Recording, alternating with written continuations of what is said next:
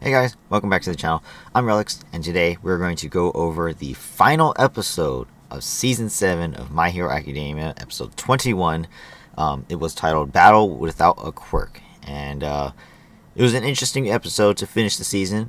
I will not, as always, I will give a rating at the end of the episode based on the episode itself, and the things that happen within this episode, I will not dock points because of how the episode ended the season, because that shouldn't take away from the episode itself. It was another great episode that I enjoyed a lot. There's a lot of things that happened to certain characters, as well as explains a few things, but also leaves things unanswered as well. So again, I will not dock points because of the way the season ended, as much as things from the episode itself. As always, like I said before in all my other videos up to this point, and again, if you haven't watched until now, then you guys should know that this is a spoilers review, so I will be talking about things such as the hero of the episode today, which is, as you guys can see, Armored All Might.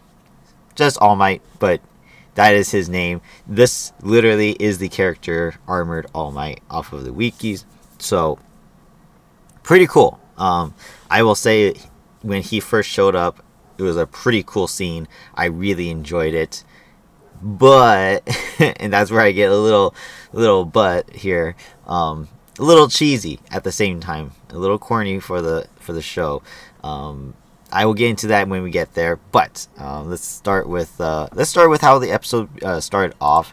Real quick, it started in with the recap of what happened at the end of last episode, in which it showed obviously Himiko, Toga, and Uraraka. They're falling out of the sky with zero gravity, and Toga is called cute, the cutest in the world, by Uraraka, and that's how the episode ended. And as we know, Jin's blood twice is leaving Toga's body, and therefore he is disappearing. And this is kind of symbolic because it's almost like I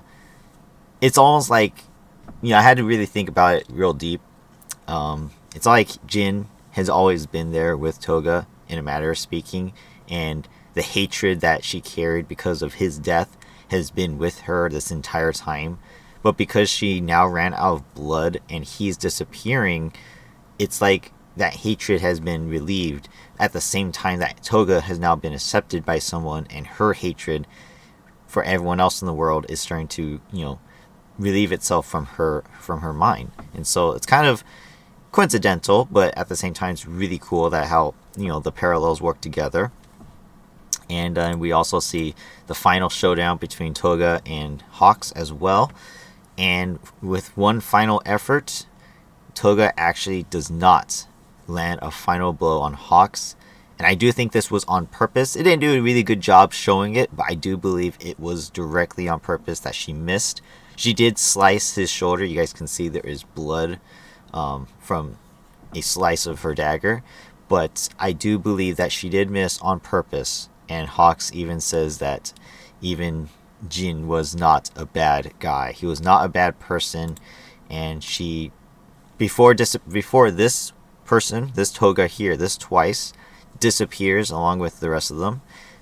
This one does cry after hearing that. And I do think it's because that Toga truly believes. Now, again, I don't backtrack a little bit. I don't know if it's like kind of like in the Naruto universe, where these clones receive the information and give them back to Naruto himself.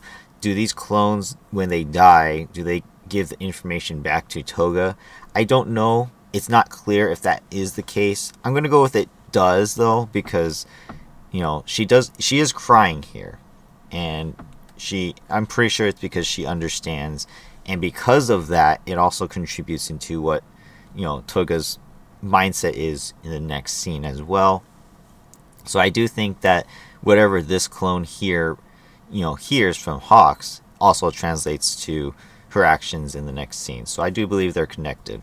But she doesn't kill Hawks, and in a way she does say, like, she pretty much does not forgives him, but she accepts that everyone's doing something for different reasons, and because of what Uraraka said to her, she's able to change herself as well, and therefore she is not forgiving Hawks, but he's allowing him to live because cycle of hatred just spores on more hatred, and that's just not the way things should be.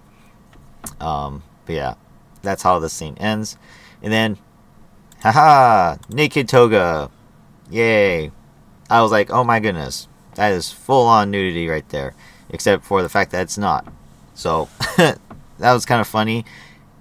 It's like, yeah, great way to bypass that, right? Don't show any parts. In any case, she is completely out of Jin's blood. It is all gone. You guys can see the skies are not clear. Obviously, they're cloudy, but they're clear. Her power is no longer there, and she is holding her final dagger up, thinking that's part of her. That's part of her utility. That's what keeps her part of the League of Villains, and she's holding on to it for now. As she looks over and sees Uraraka is dying just before her. She is losing all of her blood, as we saw in the last episode. The stab wound, by the way, where's the blood on the dagger? The stab wound is so fatal that Uraraka will die because of this wound. And even then, even so, Uraraka is still holding up the other heroes in the area and not dropping them, because as she stated in the last episode, her zero gravity quirk is not something to drop people and kill people with. And so Toga, who is standing over her, sees that the other heroes are being gently let down onto the ground after what happened. And then then looks back at Uraraka and she says, in the end, you won't drop anyone no matter what, huh? Like she can't believe it. Like even on death's doorstep, she's like still trying to be a hero, make sure no one's hurt. Heck, even if Toga was in the sky, she probably wouldn't have killed her, even if they hadn't made up as well. And yet she is still just barely hanging on to life as we know it. Like, she says that her body's cold, she can't feel anything, she's losing consciousness. And I mean, we can look at her. She looks practically identical to how Bakugo looked when he died. Like, she is going to die in this moment if she does not get help. And so Toga drops her knife and leans down and becomes Uraraka, drinking her blood that's on her stomach. And using her quirk, she transforms into Uraraka. And even though she too is suffering from her after effects, she decides that the only thing that matters now is saving the one thing that she doesn't want to lose, and that is her, in a way, her friend Uraraka. She is the only person who in this world truly accepted her, in a matter of speaking, for who she is. And so, to return the favor, she wants to make sure that Uraraka does not die. And so she becomes Uraraka by drinking her blood, transforming, and she even states that when she becomes the person that she transforms into, she becomes that person entirely. And therefore, she is able to transfer her blood into Uraraka so she can stay alive, because she's lost so much. But in doing so, Uraraka's can't speak. She's totally like dead. Like, she's going to die soon. She can't even talk. And she's basically saying that if you do this, there's no going back. And she doesn't want to, she doesn't want Toga to do this. However, she has no say in the matter. She can't even move her body. So all she can do is just lay there. And, Toga's kind of like, thinking this, don't worry. I'm going to take care of you. You're going to be fine. I'm going to stitch up your wounds so you don't bleed out even more, even after I give you my blood. And so she breaks off a piece, one of her needles off of her equipment, and she starts stitching up Uraraka's wound. And I'm like, my goodness, this is very interesting stuff. And I'm like, this is all coming together. Like, obviously, I'm just kind of like summoning it up, but during the whole scene, the whole conversation, it's like, oh my gosh, just imagine what happens if Toga was like a nurse or a doctor. She could have saved. She could use her quirk for so much good, and it could have like saved many lives. People who need blood from basically themselves. With her quirk, she could just help other people, and it's amazing stuff. And so, while she's transferring her blood after she stitched up the wound, she lays down next to Uraraka because she too is now starting to lose consciousness. Obviously, she's transferring her blood, so she's starting to, as we know, die.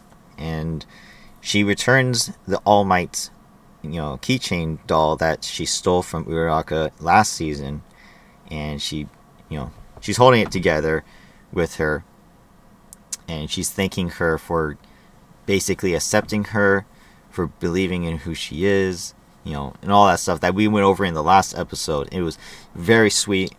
This is Toga's redemption right here, and I thought this was a very beautiful scene. Heck, I've watched it twice, maybe three times now, just to make sure I get everything right, and every time it made me tear up, and I'm like getting very emotional, because just like how I talked about how I didn't believe Spinner was truly a bad guy, and he didn't deserve to, be the way he ended up being in the season.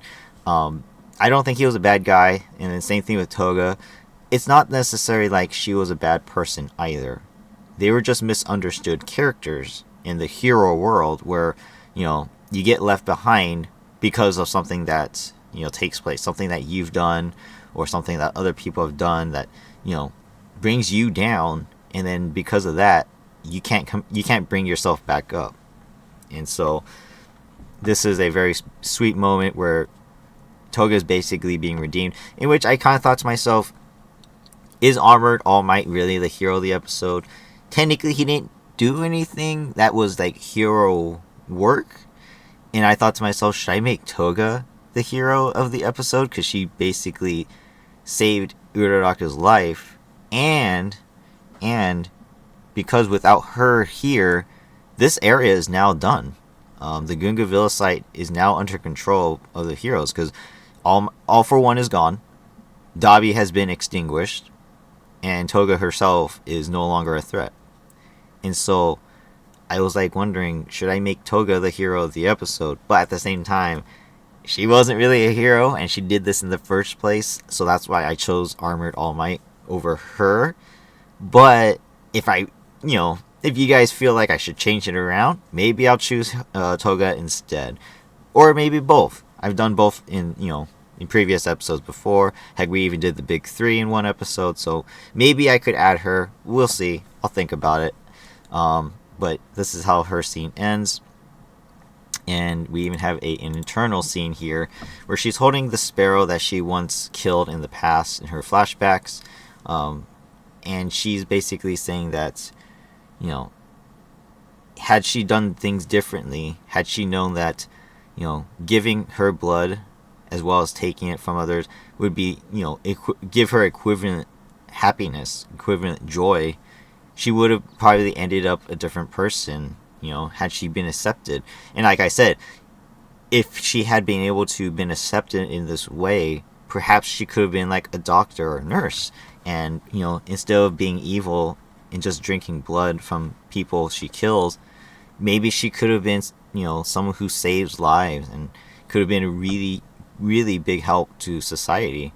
But this is the sad scene where we get basically her final moments of life. And obviously, we've seen these kind of death scenes before, especially with birds. Anime. It's an anime trope, but it's a really sweet one where birds symbolize death and being able to redeem oneself and stuff like that. They're let go. All their problems are free. They set them free. And this is one of those scenes.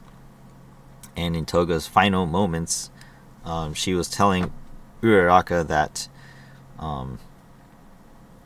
that she cannot, she will live the way she wants, and then that's why she can't let Uraraka she couldn't let Uraraka capture her.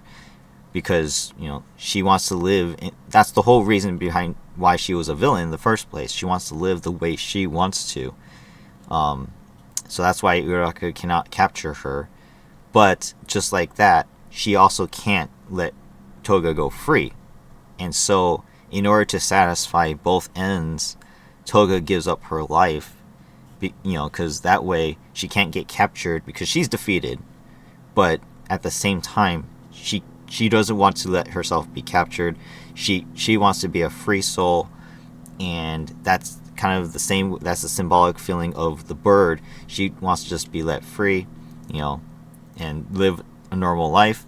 And in this moment, her final moments, she says that she was the cutest girl in the world, a normal girl. And we can see here in this picture that this is it. I do believe she is dead here. We see her embracing Uraraka one last time with a smile on her face. We can see that her quirk is starting to wear off as Uraraka's outfit on Toga is starting to melt away. That's the result of her quirk, disappearing. And then we get one final scene with a bird flying away in the distance with the typical, there is the heavenly light shining upon those who will pass away. It's a typical thing, not just in anime, but in every show and TV show, movies, and stuff like that.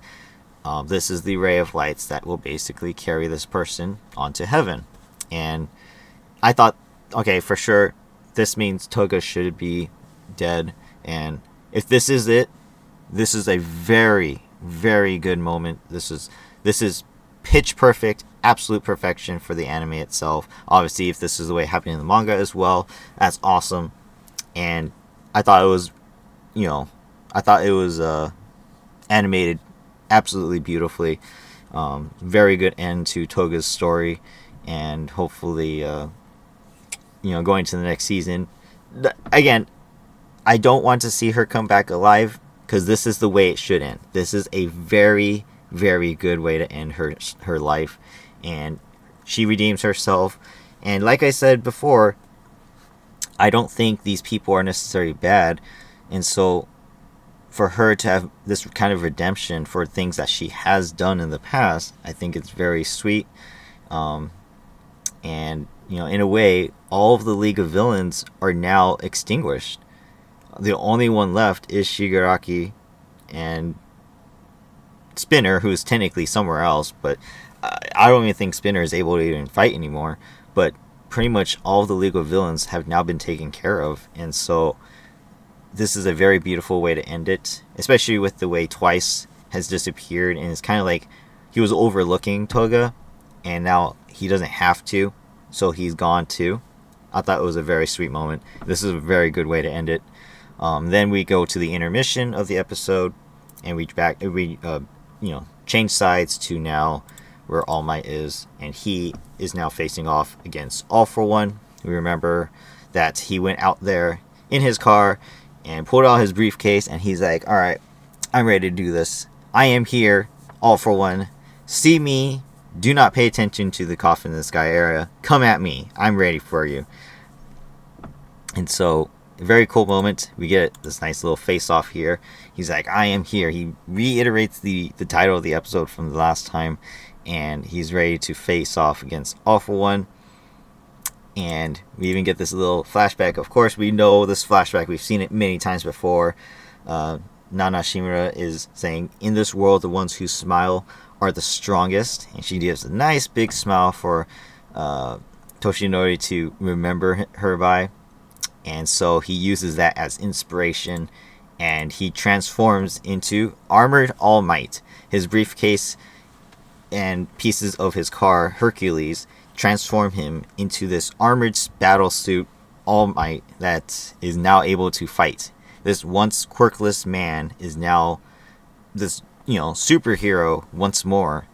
And it's a very big smile on his face, because he's like, those who smile are the strongest, and facing against the strongest bad guy the world has ever known in All For One, he needs to smile really big. and make sure it is very visible to see. And so we get the full transformation, Armored All Might. We can see him here, that he is all, buffed out, and he just looks absolutely amazing. Like, I'm not one for big superhero stuff, especially like, for example, in our real life Marvel stuff. I don't care for superhero stuff, but watching the My Hero Academia, this right here, this is a really cool suit, and I love it. Like, this looks absolutely fantastic, and I couldn't wait to see what he does with it. That's also kind of the downfall too. I'll explain that in a moment too, but we get to see here that his car Hercules is recording this as well. He even tells it, start recording. And Hercules is some kind of intelligent AI that she is able to respond to him saying, I already am. I almost like it has a mind of its own.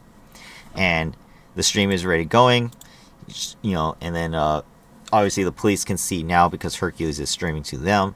And as we know, La Brava's there, and she too starts streaming her live stream of the fight between All Might and All For One. And the police are like, don't you record everything?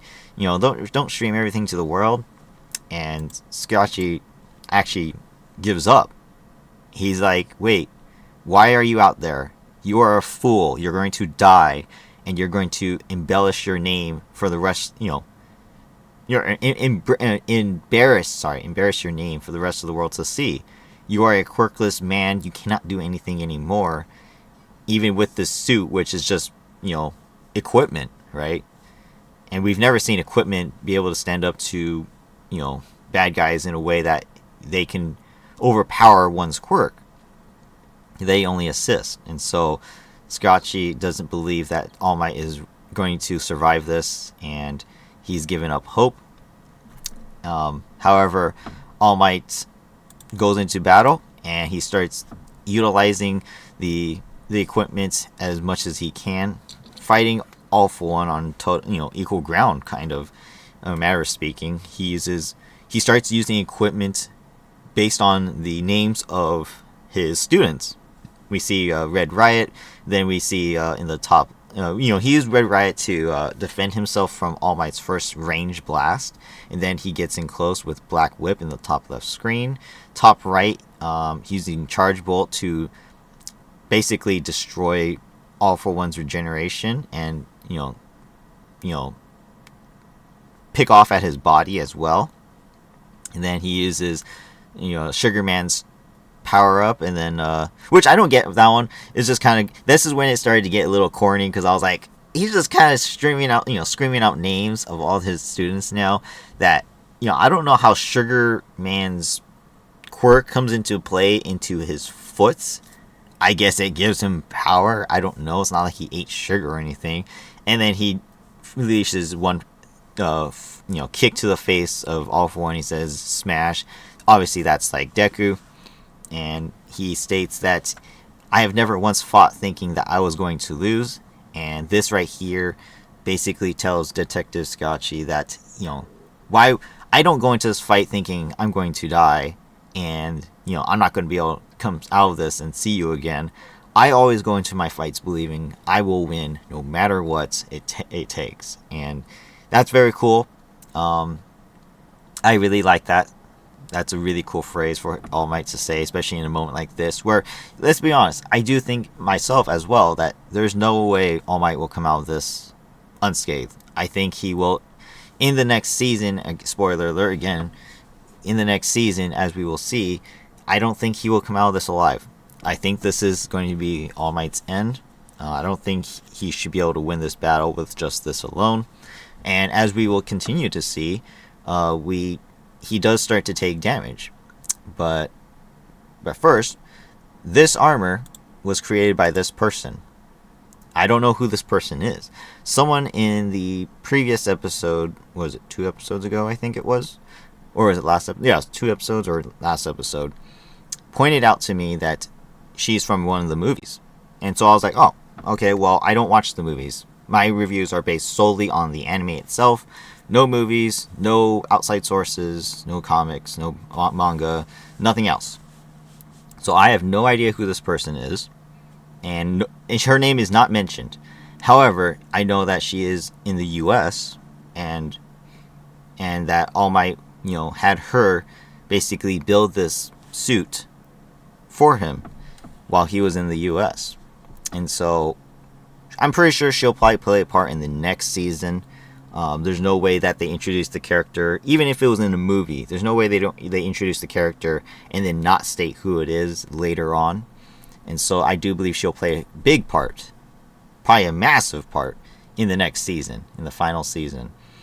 But in any case, so All Might's beating up on All For One, but then of course, as we know, there's no way, All Might should be able to win this just by wearing a suit of armor. And so All For One charges a super attack, combining a bunch of quirks he starts naming out, and he unleashes it.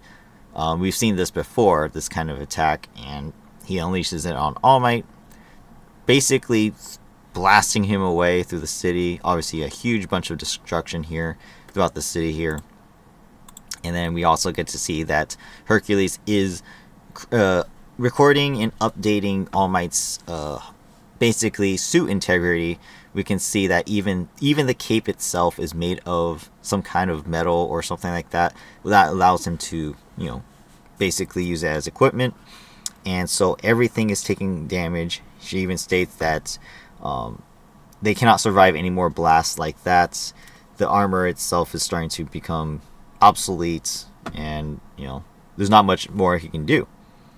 And then we get another flashback of where, even against all odds, All Might still would stand up against his enemies and fight. And in this flashback, he has a wooden stick, and he was prepared to fight all these villains before Nana Shimura actually showed up. And she's like, "You plan on beating them up with this little stick?" There's no way. And yet, his bravery is what really matters. And so we come back to the present. He stands up. Suit is being destroyed, but he stands up anyways and continues to battle All For One. And using Hercules to assist him in battle, we get to see this giant capsule thing get launched from Hercules. And then it became this tiny injection thing. Like, it literally broke apart. So it's kind of cool. It became this injection tube that he used to stab All For One. And it was actually injected with, or it had Pinky's acid or something of the sort injected into him. And so he's now poisoned. And it worked very effectively. We can see that his entire body turned purple. So again, Class 1A being an inspiration for the suit is now coming into play. Then we get more flashbacks, and we can see Nana is just floating away, just casually floating away, telling him to go away. She doesn't have time to waste on him. We even get this nice view of the background. It's just peaceful. What does All Might need to do? Why is he chasing her so much? And he's like asking her, "Please make me your disciple. I will do anything. This world is corrupt." But it doesn't look that bad, right? Well, then we flip it around, and on the other side of this walk path is absolute pure destruction. And that is the world that they were living in that time. And Nana didn't really believe that a quirkless person like him can do anything. What can he do that can fix this world that everyone's just worried about themselves and what's going on around them? Well, All Might's like telling her that I will take the burden, and I will be the symbol of peace that will bring this world around, change things that are happening while others are distracted with their own lives. I will take the burden and save lives instead. And so I thought it was a really cool flashback, really nice moment. Obviously, we already know this stuff from the past. I'm pretty sure like all the flashbacks we've seen up to this point already, picture the past for us, what All Might was already going through, as well as the connection with him and his master.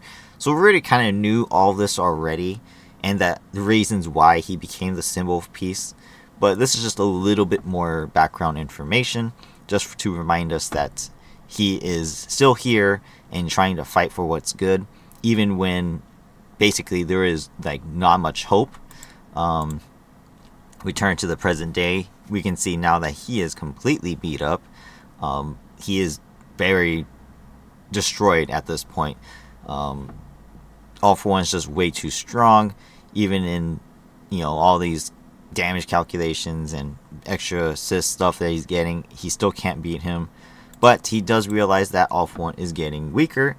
Or not weaker, getting younger with every time he's done damage, and so he comes to the realization that he is getting younger with damage, just like Hawks realized that as well. The more damage that he sustains, the younger All for One will become. And as we know, Eddie's quirk is degrading him to the point of non-existence, and so he's on a time frame.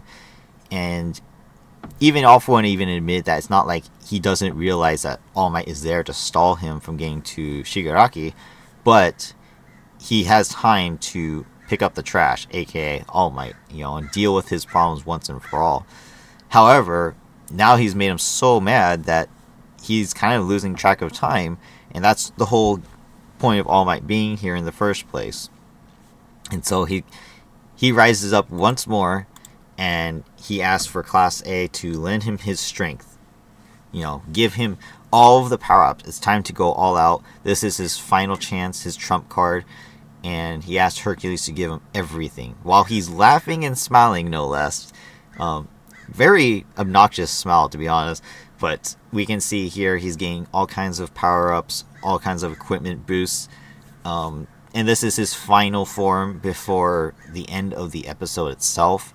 And he is asking for his class to support him. And so we actually get to see everyone from Class A in this scene. So we get Ingenium, we get Shoto, we get Uravity, we get Froppy, we get Earphone Jack, we got Grape Juice, we got Tsukuyomi, Red Riot, Pinky, Anima, Tentacool, Invisible Girl, by the way, who has not shown herself in this entire time, in the entire war, so I kind of wonder where she was. We still don't know where she is, technically. Can't Stop Twinkling, Sugar Man, Tail Man, Cellophane. By the way, those three got the short end of the stick. Obviously, they're not exactly the most important characters, so it's a little bit unfortunate they haven't gotten much screen time. Crazy. And then they finished off with Charge Bolt, looking down from the coffin in the sky, looking at the fight between Deku and Shigaraki, and of course, including Midoriya in the Class A. But of course, there is still one more person who is missing, and that is the Great Explosion Murder God Dynamite, none other than Bakugo himself, who we know is dead at this point in time. But of course, we know that Edgeshot is going to bring him back to life. So that there's something to look forward to in the next season.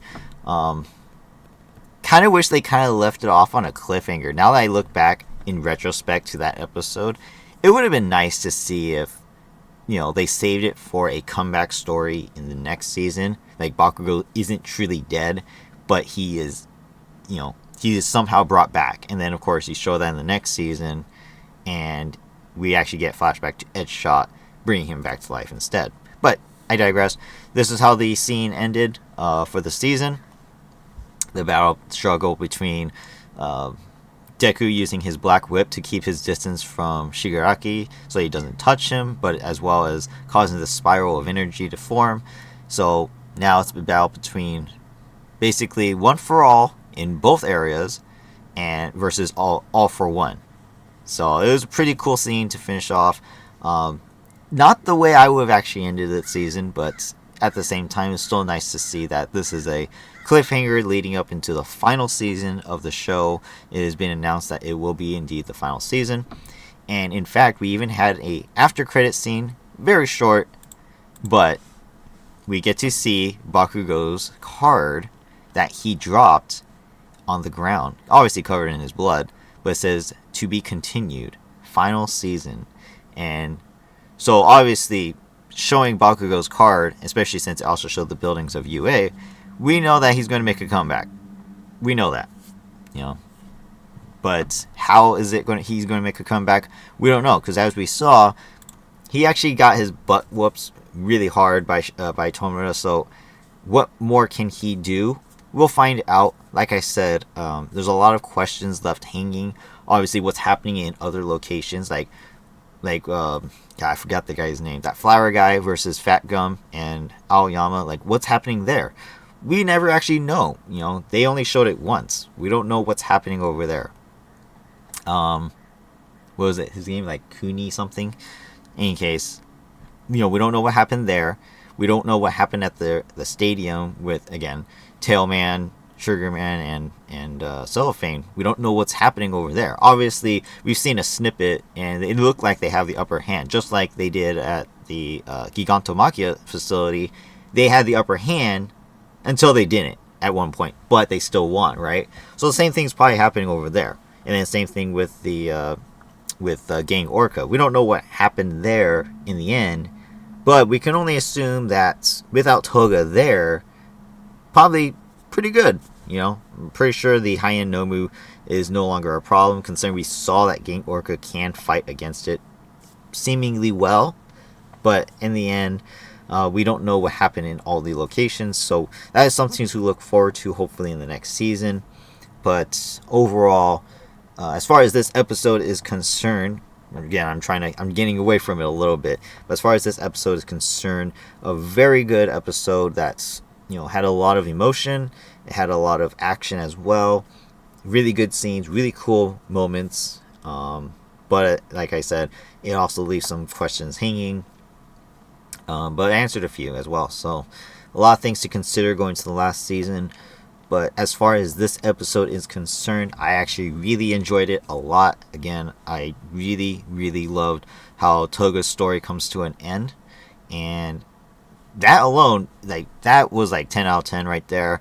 The things with All Might, maybe a little bit less so. Again, like I said, his using Class 1A as his inspiration for the suit, and then of course naming all of his equipment and weapons and side stuff with it as his students, I thought it was a little corny, just a little bit. I didn't really think he needed to do all that, but overall, pretty cool scenes regardless. And not really too much to say against it, but again, like I said, it's a little cheesy, so I do dock a little bit of points, as well as this is the way the episode ended. It didn't seem like a final episode to a season. Usually final episodes to a season, it's kind of like, it makes me feel like I want to watch more. I want to be able to see more, see what happens, and I can't wait kind of feeling. Unfortunately, this episode didn't really do that to me. Until I saw that after credit scene, I didn't know that this was the final episode, to be honest. And so I even had to Google, was this really the final episode? Oh, it was. Okay. I didn't get that feeling. And so to me, the season itself didn't end with a bang. And this one being the final episode, it contributes to that. So a little bit unfortunate there. I'm a little disappointed that this is the way it ended, because it just didn't give me that crazy inspiration feeling. So overall, I had to deduct point for that as well. So overall, this episode gets a straight 8 out of 10. I was debating if I should get higher or lower, but 8 out of 10 seems pretty good. That's a great on my scale for ratings, and that will round out the final of the season. So overall, I will make another video explaining a season rating overall, as well as I'm going to discuss a few things, what I liked, what I really disliked, or things like that, what to look forward to in the next season. When I will put this video out, I don't know, maybe next week. We'll see. If you guys are my usual viewers, you guys know that hockey is back, so I have been doing some hockey things as well as my gaming stuff. So when I get around to it, I'll let you guys, I'll obviously put it out and you guys can see it. But overall, I really enjoyed the season. It was a really nice continuation from what happened last time in season 6. If I really had to say, I think I enjoyed season 6 more than this season. But again, I was binge watching seasons 1 through 6, or 1 through 5 rather, to catch up, and then I watched season 6 right after I finished that. So it was a lot to process, because ever since I first watched season 1, and that was in the middle end of season 5, I fell in love with the show. And so I really binged watched all the way so I could catch up, so I can be prepared for season 6. And then I watched season 6 and I loved that. And now season 7, I've done this review for the first time, and it was really cool. I really enjoyed doing these reviews. I hope you guys enjoyed them too. But that's it for now. Like I said, I'm going to do a season review episode as well. That way I can get all my thoughts out together, as well as think about what I want to say about the season itself, as well as give the season a final rating. And as I said in a previous episode, I think it was 2 episodes now, just because I rate something lower doesn't dictate what it means to the season itself. Like I said, I could rate every episode a 5, which is average on my scale of 1 to 10, and yet the season itself could still end up like an 8, which is great, you know. But until I really gather all my thoughts together, I won't really give it a true rating. Obviously, overall, I'm probably going to be in the high, 7 plus maybe. I don't think there's any way I'll probably go lower than that. But we'll see what I decide on. By no means was it 10 out of 10, though. I'll just say that. It wasn't perfect, but it really was a nice watch. I really enjoyed the season itself. And I actually love the season for a whole nother matter. I'll explain that as well. But, that's it for this one. Thank you guys for watching. Hope you guys enjoyed. Hit the like button if you did. Comment down below what you guys thought. And subscribe to the channel if you haven't already. Let me know. Do you guys agree with my choice for Armored All Might as the hero of the episode? Did you guys think he was as cool as, as he was shown to be? Or did you think it was a little corny like I did? Let me know. Let me know what you guys thought about Toga. I really thought it was a really, really, really beautiful moment for her. And, that's truly the end of her story, which I hope it is. Thank you for finishing it that way. It was very nice. And as far as going to the next season, I really look forward to seeing what else not just Class 1A has in store for us, but how does this all end? I'm really looking forward to how it ends. Obviously Bakugo's going to make a comeback and going to play a huge part in it. Deku, how is his battle going to go with Shigaraki? What's going to happen with All Might and All For One? Those are the main plots that we have to focus on. As far as anything else, I think that might be it, right? Because like I said before, all the League of Villains have been taken care of. I don't know where Spinner is, but he obviously was, incapacitated. And then, of course, Kurogiri is also, he took Aizawa Sensei and President Mike. We don't know where they went either. They completely disappeared and there's nothing there. So again, some things that were left unanswered in this season, so I'll talk about those perhaps in the season review. But overall, that's it for this one. Thank you guys for watching. Hope you guys have a great day, and I'll see you guys in the next one. Bye bye.